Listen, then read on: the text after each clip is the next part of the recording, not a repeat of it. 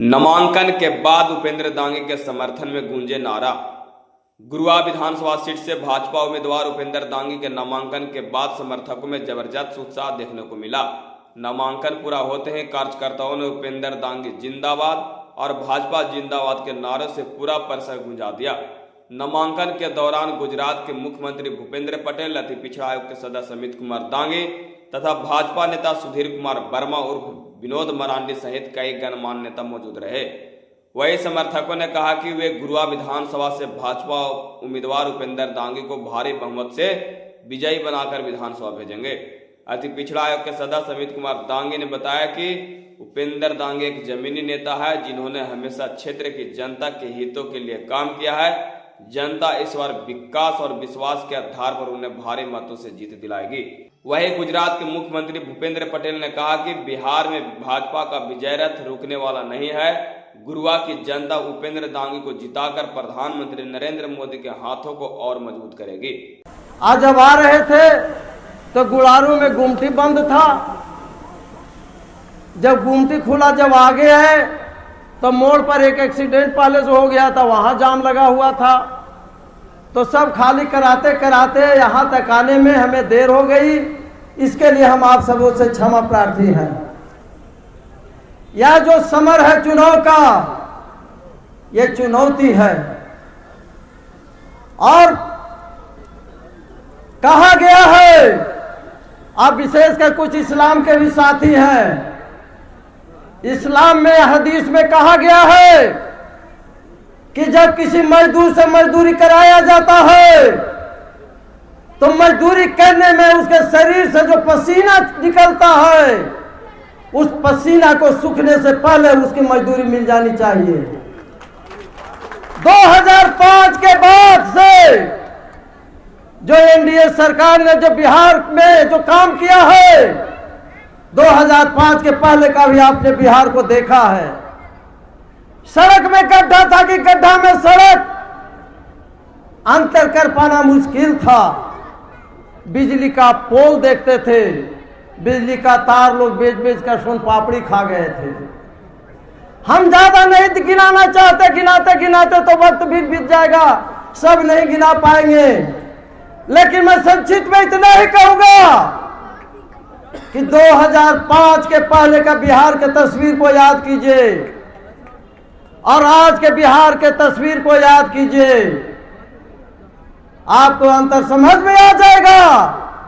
आज जब आप वोट देने के लिए ईवीएम मशीन के पास जाएंगे तो 2005 के तस्वीर देखेंगे, आज का तस्वीर देखेंगे और तुलना करेंगे तो हमें पूर्ण विश्वास है कि आपका अंगूठा एनडीए के चुनाव चिन्ह कमल को छोड़कर दूसरे पर कभी नहीं जा सकता है। और बिजली का पोल था, आज घर घर में बिजली है। आज घर घर में बिजली नहीं है, जो बिजली जलाते हैं वह भी माफ हो गया, मतलब फ्री में पहुंच गया। 2005 के पहले हमको याद है, ढीबरी और लालटेन जला के पढ़ते थे और जैसे ही काम होता था तुरंत ऑफ कर देते थे कि तेलवा खर्च हो जाएगा, फिर कल खरीदना पड़ेगा। तेलवा तो नहीं महंगा मिलता था। अब आज जब फ्री हो गया है तो एक निवेदन जरूर आज इस मंच से हम करना चाहेंगे कि सरकार ने अपनी वादा को निभाया है, तो हमारी आपकी भी एक कर्तव्य होती है कि जब बिजली का उपयोग है तब तक उपयोग करें। जब उपयोग करना हमारी आवश्यकता समाप्त हो गई है तो उसको स्विच ऑफ करने की भी आदत डालिए, क्योंकि बिजली पैदा करने में भी पैसा लगता है और सरकार आपसे पैसा नहीं लेती। इसका ये मतलब नहीं है कि बिजली का हम दुरुपयोग करें। यदि यह सरकार अपनी वादा को पूरा करता है तो हम भी अपने कर्तव्य को निर्वहन करें, इसका भी संकल्प हम लोग को लेना चाहिए।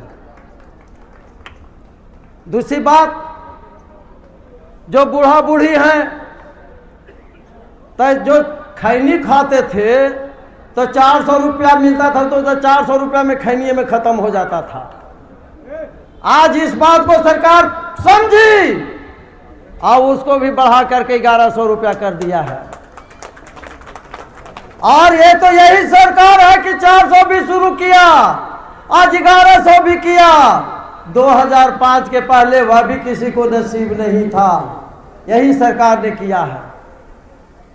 लेकिन आज के अवसर पर बहुत देर से बातें हो रही, हम ज्यादा वक्त नहीं लेना चाहता हूं, लेकिन मैं इतना जरूर कहना चाहता हूं, आज माताओं की उपस्थिति कम है, लग रहा है नहीं के बराबर है। पहले आए भी होंगे, लेकिन जहां भी होंगे सुन लें, 2005 के पहले आपकी पहुंच घर के चौखट के भीतर था। यही एनडीए सरकार है कि स्थानीय निकाय में 50% और सरकारी नौकरी में 35% आरक्षण दे करके आपके पैर में पंख लगाने का काम किया है। आप इस एक से एक ऊंचाई को आप तय कर रहे हैं। लेकिन आपसे मेरा आग्रह भी है कि जब भी आप वोट देने के लिए जाएंगे तो जो 2005 में जो बच्चा पैदा लिया था, आया उस समय जो 5-7 साल का हुआ होगा, वह भी आज वोट देने लायक हो गया है। इसलिए अपने घर में भी बच्चों को बताना पड़ेगा, नए बच्चों को, कि बबुआ 2005 के पहले जब तुम स्कूल जाता था तो हम चैन से नहीं रहते थे, पता नहीं मेरा बेटा का कब किडनैपिंग हो जाए। जब तुम आता था तब हमको चैन मिलता था, लेकिन घर में भी रहकर हम सुरक्षित नहीं महसूस करते थे। आज अमन और चमन के साथ हम यहाँ पर रह रहे हैं। हमारे बीच में सुधीर जी है, क्रांतिकारी साथी है। एक समय था कि यह भी हम लोग से अलग होते थे, लेकिन आज एनडीए की सरकार है कि आज हम लोग के बीच में सुधीर जी जैसा क्रांतिकारी साथी भी है, जिससे कि हम लोग का सर गर्व से ऊंचा उठा है। मुख्य धारा में यही सरकार ने जोड़ने का काम किया है। कहीं न कहीं इनके मन के मुताबिक काम नहीं हो रहा था। जब उस समय हम थाना में जाते थे, न्याय नहीं मिलता था, घर में अन्याय होता था, तब न्याय के लिए इन्होंने, ठीक है हमारी मतभेद हो सकती है, लेकिन जो रास्ता उठाया होगा ये शौक से वो नहीं उठाए होंगे, कहीं न कहीं इनकी मजबूरियां रही होगी।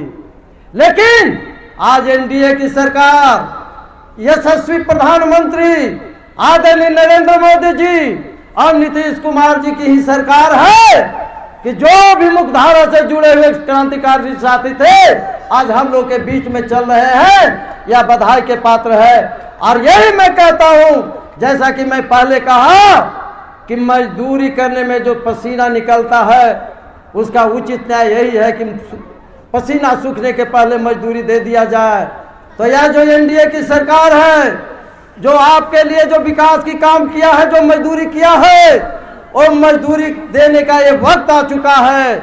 इसलिए 11 नवंबर को जो वोट पड़ेगा, कमल छाप पर बटन दबा करके यशस्वी प्रधानमंत्री जी नरेंद्र मोदी जी और माननीय बिहार के मुख्यमंत्री जी नीतीश कुमार जी के हाथों को मजबूत करना है और आगे आज से भी ज्यादा मजबूत सरकार बनाना है, ताकि बिहार में जो विकास की जो धारा चल रही है, यह धारा और तेज हो, और तेज हो, और तेज हो। और जिस तरह से नरेंद्र मोदी जी के नेतृत्व में देश पूरे दुनिया में एक नजीर पेश किया है, बिहार भी देश और दुनिया में एक नजीर पेश किया है। आने वाले दिनों में जो आज हम विकासशील भारत और विकासशील बिहार की बात करते हैं, नीतीश कुमार जी और नरेंद्र मोदी जी का ऐसा नेतृत्व है जो आने वाले दिनों में विकसित भारत और विकसित बिहार का सपना हमारा पूरा होगा। यह तभी संभव है जब हम और मजबूती के साथ कमल छाप पर हमको मुहर लगाना है।